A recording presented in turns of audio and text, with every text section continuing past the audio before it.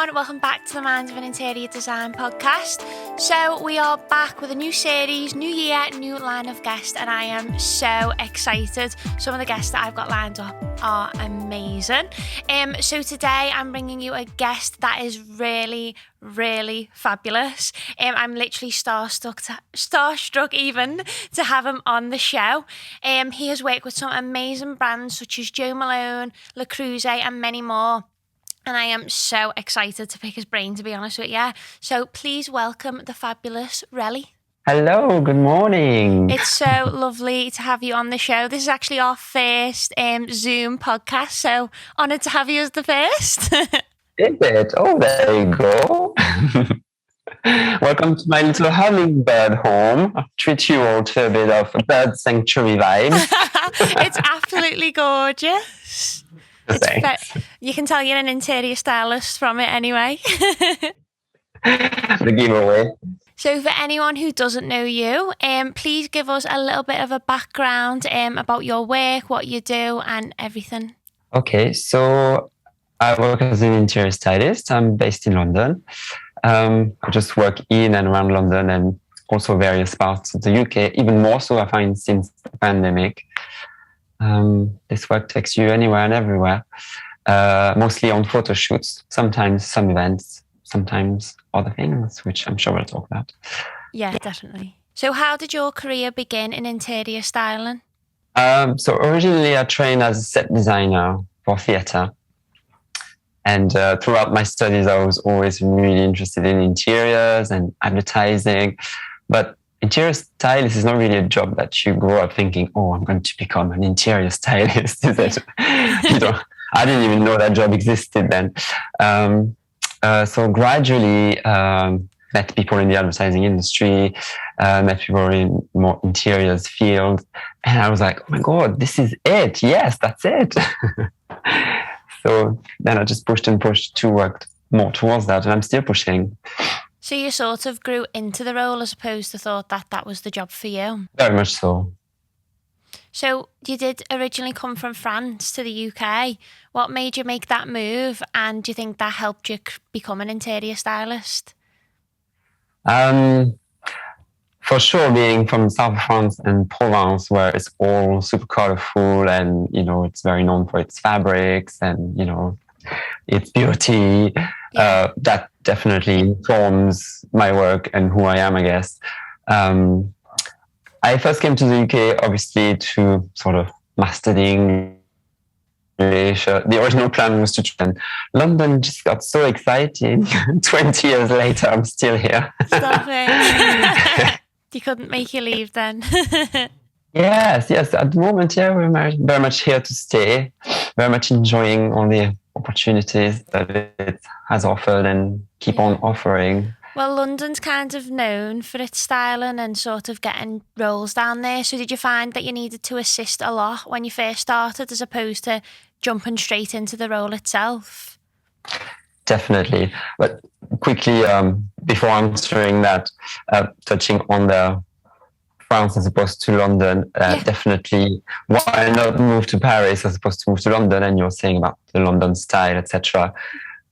That's why, because when I first came here when I was 17, I just thought, wow, just the London style, the streets, the fashion, just the eccentricity, just all around was just so infectious as opposed to Paris, where I had also gone and just didn't feel like, oh, I really want to move here. Yeah. When I came to London, I was like, oh my God, I need to move here in a heartbeat. So what did you find the difference was for Paris and London then? What was the difference? Just even when you go back to Paris now, just go on the Paris metro and you'll see the difference as opposed to the London tube. Just people are generally more fashion centric, I find, in London. In terms of fashion centric, as in taking risks, Yeah. Don't get me wrong, of course, Paris is known for the elegance and everything, but it's all very safe. It's always neutral and safe because that's what they associate as the Paris elegance, where London is just, bring it on, lady. Hit me with all these I love that. risks, which is what I live for. I love that. That is so vibey. Well, exactly. You're very much into colour. Yeah, a little bit, as you can probably tell around here and from my Instagram. Yeah, exactly. So going back to your question, sorry, about how did I first assist. So I guess I had just graduated from set design school. I was just doing, obviously, set design assisting, starting to do a lot of my own set design shows. And I randomly met this set design lady in B&Q because we were both buying paint. We got chatting and she was like, oh yeah, I'm a set designer. I was like, oh, do you need an assistant? And turns out she worked in advertising. So next thing you knew, like the week after, I was with her in a big white studio in Wimbledon. And I was like, yes, baby, let's do this. I much prefer a big white studio, I think, than dark theaters. Yeah. It's just a personality thing, I just prefer being in bright, white, airy spaces. I think for theater design, you have to be a person that doesn't mind that, to be locked in the theater, watching rehearsals all day in the darkness. It's a personality thing. Yeah, of course. So did you start getting more assistant roles, or were you like, once you started assisting the lady, did you find you had to stick with her, or could you sort of like the world was your oyster then in styling? No, I think I don't really know about other sectors, but the interior sectors is very friendly, very sort of supportive. And from meeting her, she passed on lots of contacts, and I ended up assisting other interior stylists in the industry very quickly. Oh, brilliant. And so one job brings another and another, because everyone knows everyone, and if they like you, they want to recommend you to somebody else. Yeah, like I feel like, as you say, once your journey starts, it sort of like opens more doors for you. Absolutely. I really wanted to make a point of talking to you about this on the podcast. People always talk about the power of network. Yeah. And I really do believe in that, because I really find, especially in the interiors world, I'm part of this group, Interior Stylists, where it's a whole bunch of interior stylists, interior assistants, interior photographers, and it's all about supporting each other. And but from the get-go, even from the assisting days, where a lot of the other assistants I used to assist with, where we would pass on jobs to each other then. Now, as stylists, as we progressed, we still pass on jobs to each other, Oh, that's good. So is it like, if you know someone who would suit that role, do you feel like you have a style then for a certain stylish job? Yes, totally. There's that as well. But yes, what I mean by that, the jobs don't necessarily just always comes from clients and producers. A lot of jobs also come from your peers, and that can be photographers and other stylists. Yeah, definitely, because we met through Instagram, didn't we? Because I was like, I was obsessed with your work on Instagram, and I was like, oh my God, this guy's amazing. I was like, I was saying I was so starstruck for you to be on the show today. Your work is fabulous. And likewise, I was very envious of your Home Sense days. Well, I'm obsessed with Home Sense. So. Thank you so much. So what does an average day look like for you? Because a lot of our guests mightn't know what like styling is. Like, obviously an interior designer will go out and design a home, but for a stylist, obviously every day is different. But what does like the average day look like for you? So you've got the prep days and you've got the shoot days. So the average prep day, you're literally just running around like a headless chicken, just buying props left, right, and center. Usually you don't have much time. And the average shoot day, it's a very early start generally to get to the shoot for 8 a.m. in winter to save the daylight. And yes, it can be in a location house, which is like a gorgeous hired house, where we'll hire a house just to have the existing interiors that we then adjust to what we want to do, or literally some of them allow you to redecorate, so you literally repaint the walls and everything. Stop it. Yeah. As long as you put it back exactly how it was afterwards, which that takes a lot of time as well. Or otherwise, of course, photo shoots can take place in big white studios, where we either build full-on sets that set builders build for us, or it's just simpler sets that we make out of just some surfaces or just a few furniture. Oh, wow. So yes. So a lot goes into it then. So are you given a brief and then you will go ahead with that? How long does it usually take you to plan? Because obviously you say prep and shoot days, but obviously it takes you months in advance to plan for anything. Yeah, I mean, it really depends on the client's organization or production company's organization. Yeah. Or, sometimes it's just various factors. Some of them you can have a long time. That's more rare, but that's generally for furniture shoots, like sofa shoots, where they would start planning a long time in advance because they usually take place over 1 week or 2 weeks, going around lots of different location houses. Yeah. Again, those hired houses where we shoot. And that takes a lot of planning because obviously sofas involved, then you need to dress up the rest of the living room. So that's a lot of furniture. So I need to design the entire room, hire furniture for the entire room. So if you're doing 2 rooms per day or more, that becomes a huge undertaking. Yeah. So much going on there. Smaller shoots can be like, on Monday for Thursday, like, yes, we've got to shoot on Thursday. Can you do it? Like, okay, let's do it. Again, running around like a headless chicken. Exactly. Do you prefer to be thrown in the deep end now, or do you prefer to be planned? Because sometimes I feel like as a designer, sometimes it is better to be thrown in the deep end. I agree, yeah. The more time you have to think, the more you just overthink everything, don't you? Yeah, definitely. Or try to second guess what the client is thinking or whatever. When there isn't time, you just go for it, and then hopefully the client likes it. If they don't, that's all we've got. It is what it is. So obviously, like, you've worked with some amazing brands like Le Creuset and Jo Malone. Was that exciting, scary? How did you feel when you got them, like, big jobs? Because that's, like, amazing. Super excited, obviously. But yeah, Le Creuset came because I personally went to pitch for that job because I love Le Creuset so much. All the colors, I'm French. I was just like, I fit the bill. Come on, hire me. Yeah, love that. So coincidentally, they just happened to be needing a stylist for the next campaign, and then yes, they got in touch, which was amazing. Oh my God. So yes, that's definitely the takeaway story, everyone. Where if there's someone you're really interested in, try your luck, because you just never know. Because the reason why you like the brand is exactly why you're right to work for that brand, because then you'll be devoted to it. You're represented really nicely. You already understand the brand, so it's a huge time saver. They don't have to explain to you their do's and don'ts because you already kind of know anyway. Yeah. So it's win-win for everyone.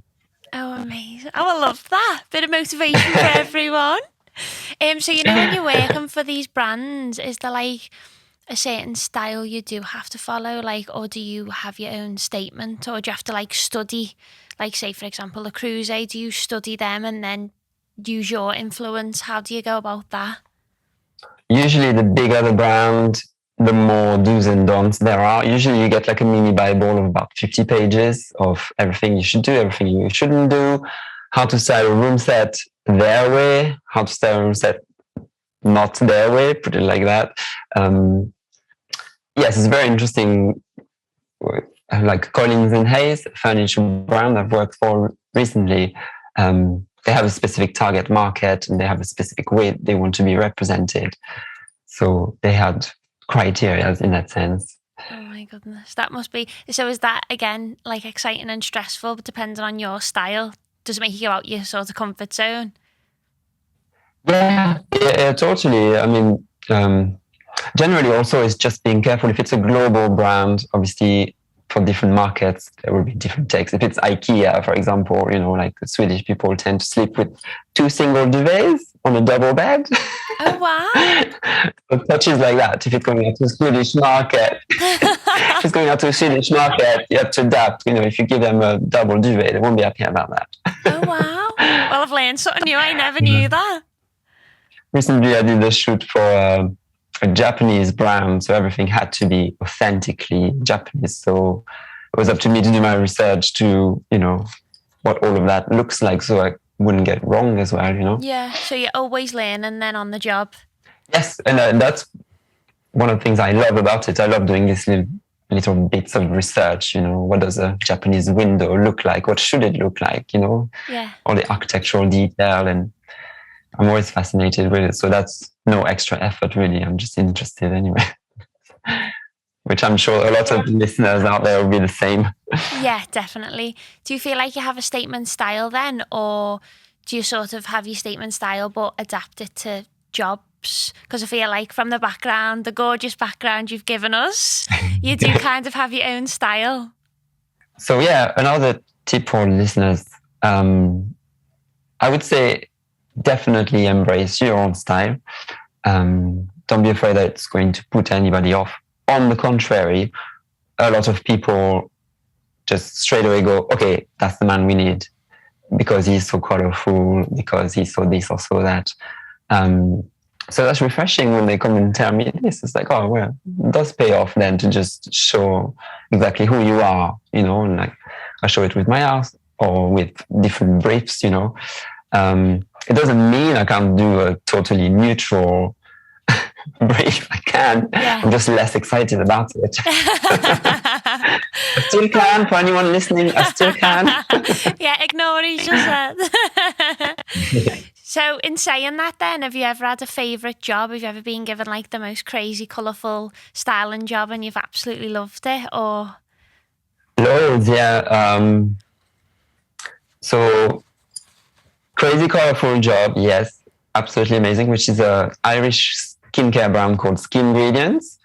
And again, they apparently searched for stylists for ages until one of the producers sent them my Instagram, or I'm not sure what they sent them, but apparently the CEO was like, yes, he's the man. Okay. And they're super colorful. And it was the most exciting brief ever. It was just like every color of the rainbow, patterns. For each set, I had to buy a whole bunch of quirky props and spray them all the exact same color as the product.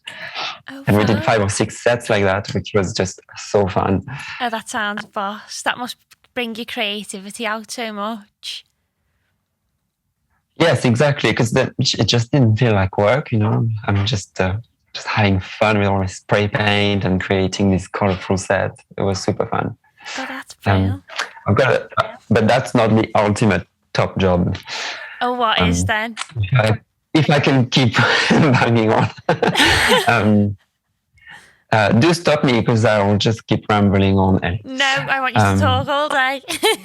Okay, great. I did think I had my top favorite job with Wayfair a few years back when we went and dressed a tree house, which was an Airbnb tree house, one of those fancy ones you see on Instagram. Oh, wow. But then they topped it because the same place, which is called Ravendere Retreats, which is in the middle of the forest in Devon. In the same forest, during the pandemic, they built an Airbnb woodland spa in the Japanese style. So it's like a giant black cube, if you want, with glass walls, glass doors everywhere, an outdoor swimming pool in the middle, heated, and it's just so pretty, very minimal style, very Japanese, simple, sleek lines. Everything is pale wood and just black accents, if you want. And so not just we were all sent there to dress it, but I got to dress it with my best friend. And I knew everyone in the crew, is all people I've worked with from years back. We were all assistants at the same time. The photographer was assistant photographer at the time. Yeah. My best friend Holly, we were assisting together. Mm-hmm. We were all sent down to shoot that house. So in 2 different ways, one summer style, one winter style. So Holly did winter and I did summer. So we had 2 days. It was totally frantic. It was just so much work to do, absolutely flat out. But literally the best shoot ever, equally, because it was just so beautiful, such good weather in the forest, near the sea as well. It's such an unusual place. It felt totally magical. That's amazing. Well, it just shows you can go from something so crazy to just something so zen in the course of a week. Yes. Oh, yes. Do you feel like styling then, or being a designer, do you feel like you have to have an eye for it, or do you think you've been able to learn it, or do you think anybody could learn it? Some things there's only so much someone can teach you. Then there is a point where you just have to go with your gut feeling, your instincts, your personal taste, you know? Yeah. I mean, I do believe that until you really fully embrace that, you'll be hesitating about everything, you know? Yeah. Trusting your gut feeling and obviously following the brand guidelines. If you manage to bring the two together, I think that's when you'll be good to go. Yeah, definitely. Yeah, it's I do think you've got to have some sort of an eye for it, as you say, because if you haven't got it, it's not teachable, really, is it? Yeah, you can spend your whole life taking courses. Do you know what I mean? Have you got to be practical then more so in this role than doing all the courses? Yes, exactly. I mean, taking courses, don't get me wrong, of course, some are totally worth taking, like a course in 3D design, you know, those CAD designs. Yeah. It's very hard to teach yourself, you know, like God knows I'm brushing up and that's not easy. But in terms of a course in interior styling, yes, do a course by all means, absolutely do a course. But, you know, it all comes by doing it, you know, it's all experience at the end of the day, you know, like do loads of test shoots. If you're just starting out, the best thing you can do is, you know, hook up with an assistant photographer and do lots and lots of test shoots, because just practice is the best, you know, learning to just source all the props, put it together, face your own demons when you're in front of the camera, in the middle of the set, all eyes on you. What do I do now? Just gotta get on with it, you know. And test shoots are great because there won't be many people there. So the day you hit a big shoot with Ikea and Ikea brings 10 people from the office and they're all staring at you like, so Reli, what you gonna do about that painting on the wall? Then you're like, breathe, I can do this. Oh my God, no, I'd be so stressed out. How do you keep you calm in situations like that? Do you know what? I just see the fun in it, because crews love to do this, you know, like, what's what I'm looking for? Advertising agencies. So for a lot of advertising shoots, the shoot will be created by an advertising agency, and then you have the actual client. So the client can be like 3 to 4 people. Advertising agency is usually 5 or 6. So by the time they all come down to the shoot, next thing you got 10 people staring at you, and then nitpicking about like, oh, do you think this throw looks a bit like a granny throw? And then if one person says it, they're all thinking it suddenly, and then I haven't got any other throws really. So just put on your biggest smile and go, yeah, sure. Let me pull out the selection. Even if you haven't got any, just quickly make something up. Is that sometimes disheartening when somebody offends it, or do you feel like as you've gotten like further on in your career, you sort of just take it on the chin? Totally.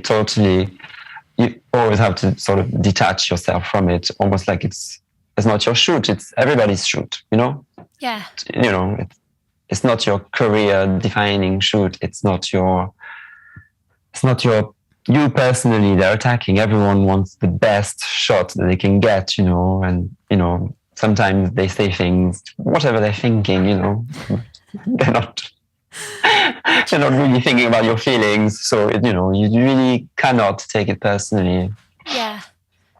Well, do you feel like you can give any advice to people who might take it personally if they are a stylist? What would you say to them? No, please don't. Honestly, because that is not you they're referring to. It's their brand. Most likely, it's their outlook on the target market or their outlook on the sales they want to get out of. You know, there is so many things that they are thinking of that you are not thinking of as a stylist, because you're just thinking of, you know, the moment, that set that you're looking at. So for all the above, you cannot take it personally. Yeah, I suppose. Just got to move on and just go like, they know something I don't, or, you know, whatever. Or just, you know, worst come to the worst, you just tell yourself, well, this shot is not going to go on my portfolio. And that's it. That's fine, move on. There will be more shots that will go in my portfolio. So your portfolio, do you think social media has been a big part of that? And do you think it's important for anyone getting into styling to have a social media platform? So 2 main things I'd like to say about that is it's definitely important, yes, to have a portfolio account, I guess, to show exactly who you are, etc. But if you feel like the jobs you're getting from your existing client are not representing you, then create a separate account where you show exactly who you are, what's your vibe, what's your color scheme, what are the things that you live for, your inspirations, everything. Because I personally did struggle with that because, you know, your clients are not necessarily a representation of you and your style, you know, not all of them anyway. And the second thing I want to say about that is don't just rely on Instagram to get you jobs. Yes, it's a great platform to be seen, etc. But I'll go back to what I was saying before. You know, more important is just keep doing it, keep doing test shoots, keep good relations with all your peers, and just get in touch with loads of the people you want to work with, whether that's a production company, advertising agency, particular clients, etc., etc. Don't just keep posting on Instagram and wait for the work to turn up, because it won't necessarily happen like that. It does for some people, but yeah, definitely. I think Instagram is important, but as you say, it's not the be all and end all, especially in, you know, your job role. What would you suggest to people then? Because obviously networking, as we spoke on earlier, is a big thing, but what else other than Instagram would you say? Sorry, what else in terms of getting work or getting noticed? Both, yeah. What would you suggest? Taking part of lots of groups. When I started, I took part in lots of Facebook groups, for example. You know, in the TV industry, in interiors industry, where you see what everybody is up to, but also jobs get shared, job gets announced, and that can get jobs that way. Or just for like tips and advice, like I'm part of a few jobs for the interior stylist group or things like that, where, you know, you just could view as well the tips and advice that keep coming up, or contacts, you know, how do you find the PR for this brand or that brand or the other. These things are useful. Yeah, have a wonderful website, obviously. Spend some time designing your website to make sure it represents you and your aspirations and the places you want to get to. Yeah, sorry, going back as well, I forgot to ask you, you know, on your Instagram where you said that you have like 2 different pages, because I know you do, what is the difference between them 2 Instagram pages? So like, is one your personality, is where one's a portfolio, and how do you get that line of difference to make sure that they are different? Oh, I don't intentionally try to do it. It's just the Purple Stylist, for example, it's literally a portfolio of all the work I do, so that when the shoots get released, I can post them, you know, somewhere, even if they're not necessarily a presentation of me exactly as my personality is, so to speak, you know, but I'm still proud of work, you know. I would post it on there. Because I used to struggle. It used to all be on one account, and then, you know, like how Instagram loves a beautiful, unified look, you know. Yeah. And it does look a lot better if you scroll down and it all makes sense. It's very hard to do if you've got lots of different clients doing lots of different things, you know. Yeah. So that was the main reason why separating the two. The Purple Stylist, I just put 3 little pictures of each recent job. And Peacocks and Flamingos, it's all about me, my house, my latest craft projects, my blog, the people I feature on the blog.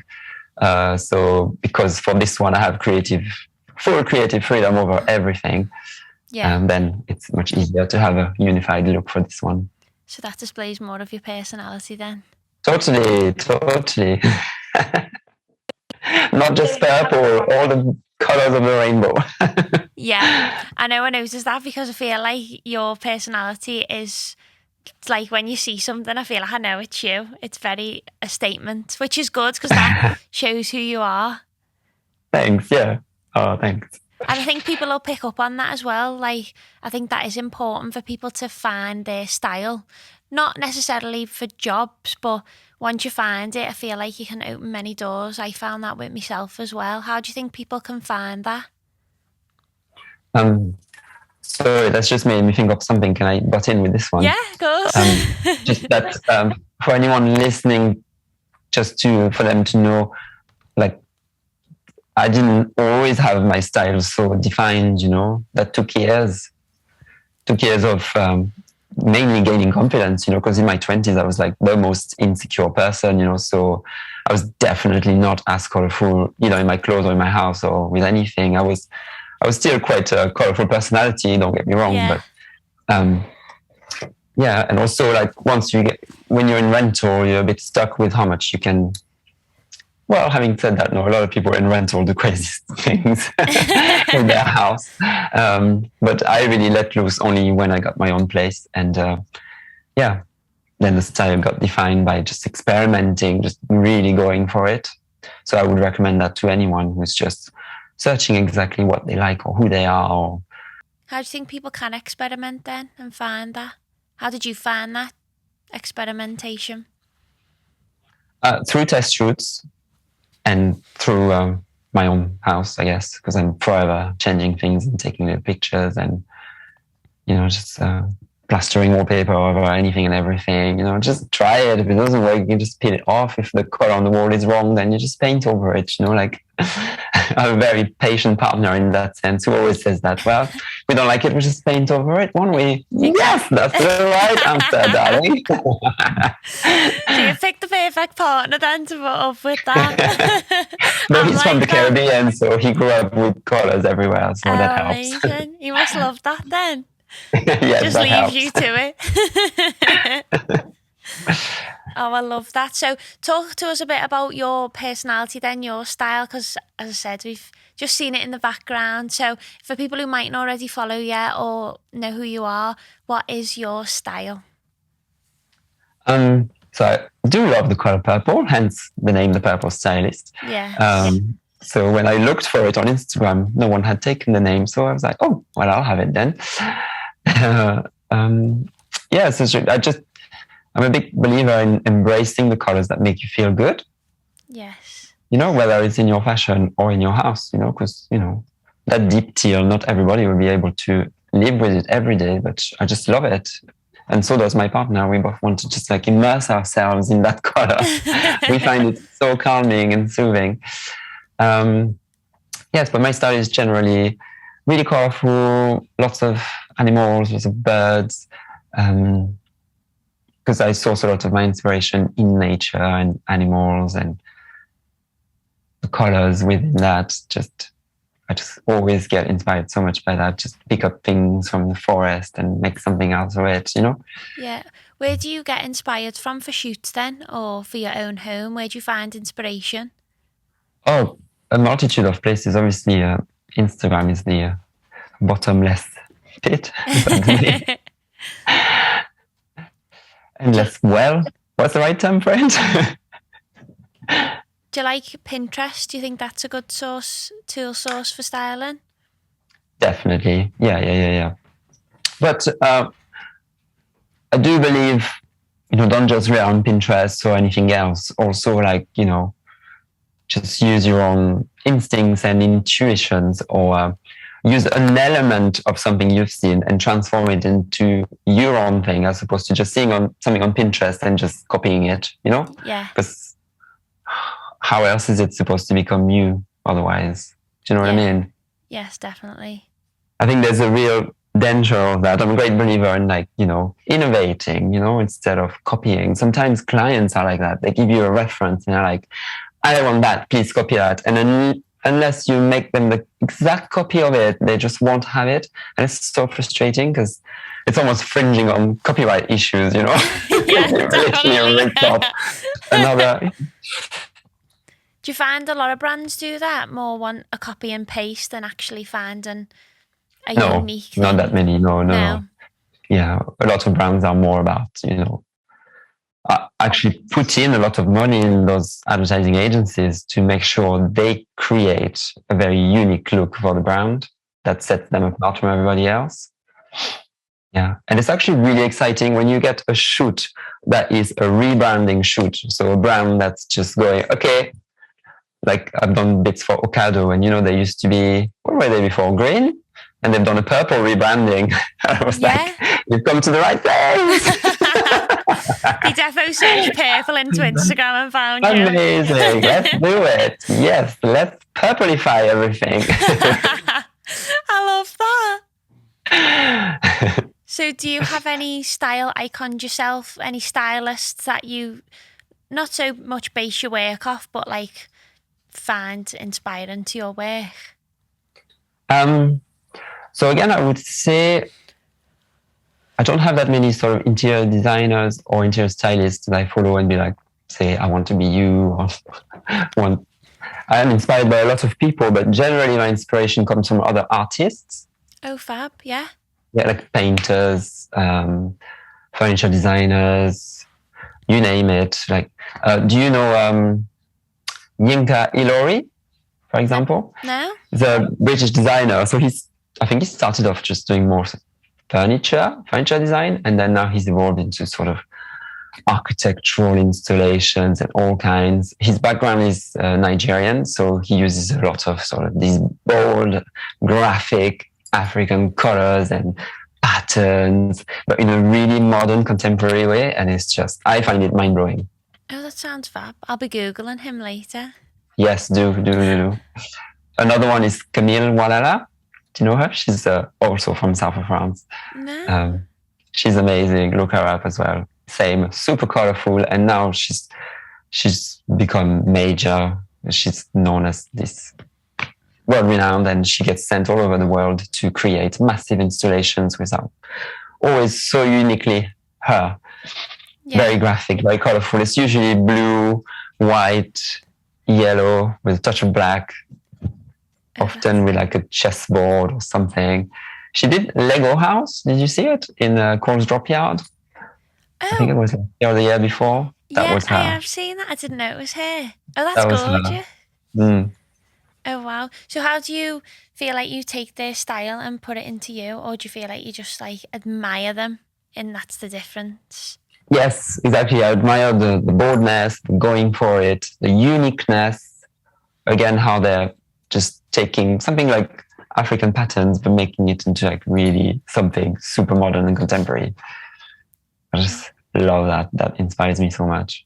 Oh, fab. Do you feel like you would be an artist if you wasn't a stylist? What do you think you would be? Definitely. I'm waiting for my retirement for this. I suppose styling is an art itself, though. Yes, totally. That's why I often say to people, because I do miss painting and things like that, but I just get all the creativity out of my system anyway. So it's not like I get to the weekend and I'm craving to do something creative, Yeah, though I still do a lot of the time. But do you feel like that burns you out then sometimes? By the time you get to the weekend, you don't want to do anything creative, or do you always creative? Yeah, so depending on the shoot week, you're done. Like, not even just you don't want to do anything creative, you just don't want to do anything at all. You just want to pass out on the sofa and be all out of you. But yes, no, I still do lots of crafty projects at the weekend, Yeah. Are you into your crafting a lot then? I love it, yes. Oh, I love that. Do you do a lot of DIYs in your own home? Yes, totally. Yeah. If you check out my Instagram, you'll see a lot of it. Yeah, definitely. We will leave all your social medias in the description for our viewers as well, because they should check you out because you're amazing. Oh, thanks. So at the end of the podcast, we do a small segment called Holy Show and Guilty Pleasure. So what would you say in either the styling or interior world that you think is something that you just can't cope with? What is not good for you? Yeah. I think it would have to be, the very minimal style that's all about, a neutral and just a massive table, just one vase, I really struggle. I find it so clinical and depraved of any personality, but I know that it works for a lot of people, Yeah. I'm a big believer in, the seasons, people's personality in terms of colors in the seasons. Yes. Like winter personality, they love all that minimal stuff, but I'm autumn, it's all about colors and more is more. I did that test once, actually. I didn't know that was a thing, and I did the test, but I was a mixture of two because I was a bit winter because I am a bit minimal, but I think I had some sort of summer elements as well. So I was proper polar opposites in my test. If anyone hasn't done that test, by the way, they should definitely do it, shouldn't they? Yeah. It's if you haven't read it, the Little Book of Color, it's great. Brilliant book. And then a guilty pleasure as well. So guilty pleasure would probably be like quirky, antique kind of stuff. Like probably like, can you see that pineapple wall scone there behind me? That's brilliant. I love that. Like golden. It's if someone is just listening on the podcast, I'll just describe it. So it's basically a wall sconce that's like a brass. It's a pineapple shape that just holds a candlestick on each side. So, it's very quirky, very vintagey. It's not going to be everyone's boat, but it rocks mine. I love anything quirky like that. Where do you tend to find like your quirky pieces? Because for shoots, you're forever sourcing stuff. You're forever scrolling the internet for stuff. So you end up falling onto so many things you would never have found otherwise. Yeah. So that way, generally. Otherwise, if it's something very specific and vintage, it's often eBay, just keeping an eye on eBay every week. And Instagram, of course, that just, keeps bombarding you with all kinds of things. You're like, oh, how did they know I would like this? How did they know me so well? You literally fall into the pieces then. Yeah. Well, I love Instagram for that, because if you follow the brands that you like, that, will make stuff that you will like, whenever they post their latest things, you're like, ooh. Yeah. Do you get to keep any of the pieces then that you use for styling? Sometimes, yeah. Wayfair are pretty generous with that sort of thing. If I do a shoot at my house, they'll be pretty generous, because they know I'm going to reuse it for other shoots, and it's going to keep promoting them as well. Yeah. So it's all win-win. It's all win-win. Oh, that sounds amazing. I'd love that. But generally, like skincare brands often give you products to give to your family and neighbors to get the products known. Well, that stems us on to our question from our viewer as well, which is probably maybe coincidental from that, is what is the favourite part about your job? So what's your favourite part about being an interior stylist? Ooh. Oh, there's so many. Gosh, do I really have to just narrow it down to one? No, tell us all the good elements about it. I just love to draw the little room sets on my iPad. Oh, fun. And then when you see it come to life and then you go back to your little sketch, when it looks the same, you're like, oh, it looks just like my sketch. Does that always happen?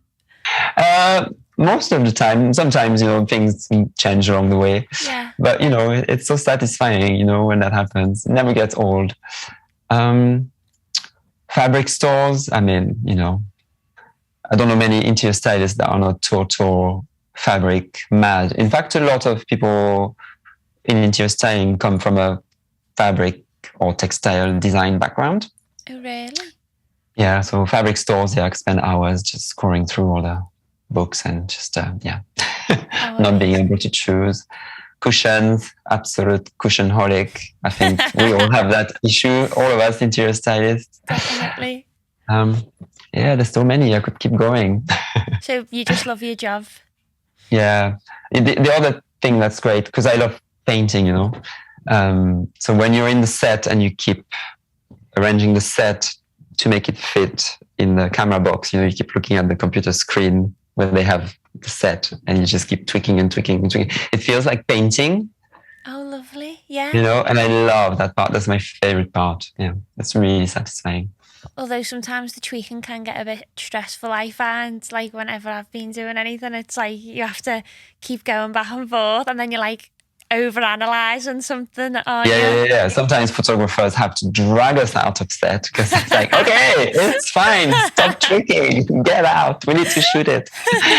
It can be stressful though, because you want it to be perfect, but I suppose what is perfect? And there's nothing worse than then the picture gets released on the internet and you're like, I should have moved that vase. Why is it there?